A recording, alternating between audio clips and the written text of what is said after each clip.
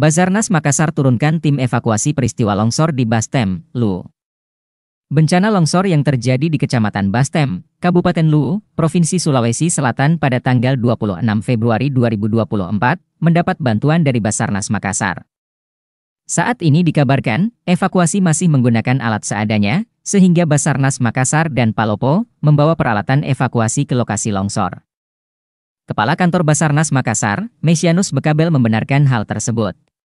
Di mana saat ini dikabarkan 10 orang selamat dan 4 orang meninggal.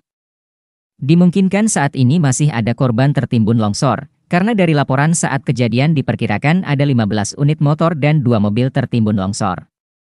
Tak hanya itu, akses jalan yang tertutup juga harus segera diupayakan terbuka kembali dan bisa diakses kembali pengguna jalan. Mendapat informasi dari Pak Baso, keluarga korban terkait dengan longsor yang terjadi di Luwu, Bunglo, Kabupaten Luwu, bahwa ada longsoran dan menimpa beberapa pengendara motor atau kendaraan yang melewati jalur tersebut, dan langsung dilakukan aksi, yaitu kami menggerakkan unit siaga SAR Palopo dan Mas Sambah untuk ke LKK dan bekerja sama dengan stakeholder yang ada.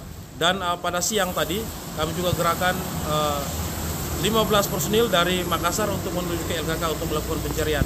Dan hingga pada pukul 15.20 pencarian dihentikan sementara oleh karena intensitas hujan yang sangat deras sehingga menyulitkan bagi tim pencari.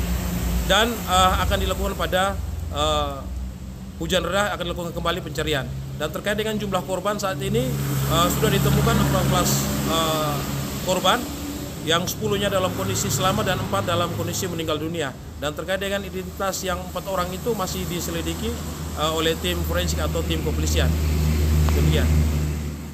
Demikian kami wartakan, dari Makassar, Rudi Gemulia melaporkan.